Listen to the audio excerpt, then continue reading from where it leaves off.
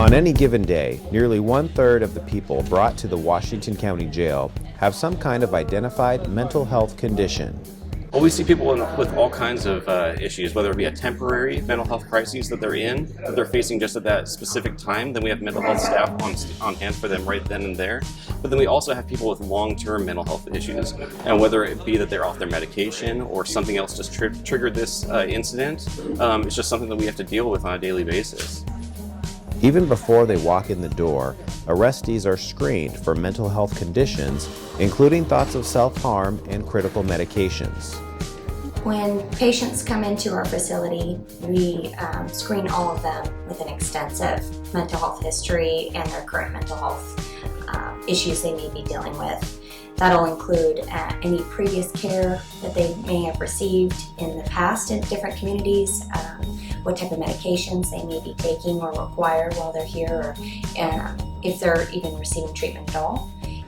Inmates with mental health concerns are often housed in what's called the Special Needs Pod. People with special needs oftentimes present a little bit of a different challenge, because not only do we have to keep them safe from others, but also from themselves.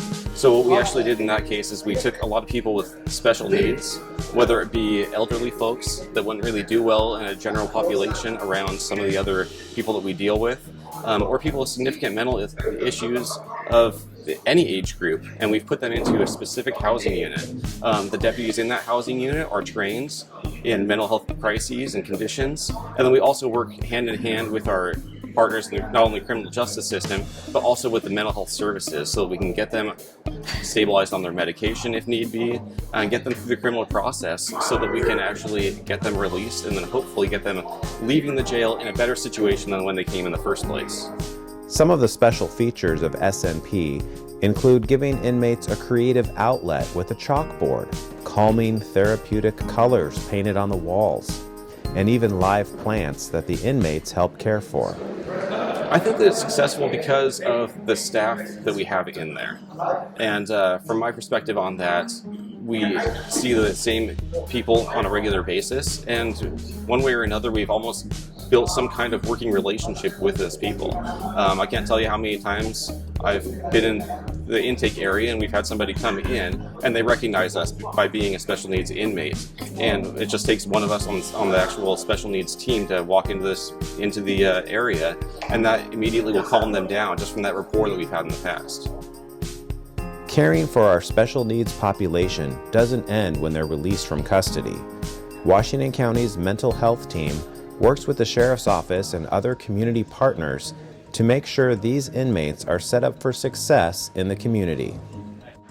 So basically what I do, I meet that particular individual, I introduce myself, try to build some type of not good rapport with that individual, and then ask them, would you like some help getting back involved in the mental health community? If you've been involved in the past in mental health treatment, is that something that you're open to doing again? If so, we've got a number of different agencies you can get involved with. It is a support system in that we take a lot of those inmates going through that same crisis, and it's easy for them to relate to somebody else that may be handling or going through that same situation.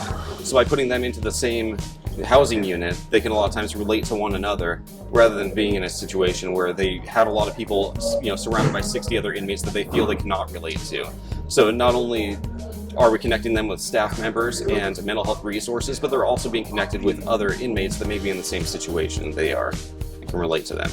We found that dedicating a lot of our resources here towards helping people with mental health is crucial to the safety of within the jail and helping our community, not just while they're in here, but being successful when they get released from jail. There's a lot of people come into the community and they really don't have much in terms of their needs. They need housing, they need mental health treatment, they need medical care. So that's sort of my job, to try to help bridge that gap, if you will. I've been with the Sheriff's Office for 11 years now, and I've been on the SMP team for a number of those years, and in my experiences with it, it's been positive. I've heard that from other staff members, I've heard that from mental health professionals, I've heard that from inmates that come through here, as well as family members of inmates that have come through here that have told me that it's been a positive role. So I'm actually very happy to be part of that. Yeah, so we've had people that come in before, and a lot of the reasons that they were brought here in the first place because of their mental health. You know, whether situations have arisen in the community that just got them out of touch with the supportive care that they had before, or whether it be substance abuse, whatever it may be. Once they come here, this kind of gives them an opportunity to reset and get in contact with people that have helped them previously. The whole goal is for them to get out, get hooked into the community, and hopefully not have to come back into jail. You know, I've seen a lot of patients that come in here and they just want help. So this is an opportunity for us to provide that help for them. And I tell them all the time, you know, this is a horrible situation, but let's take it as an opportunity to get the resources that you may need.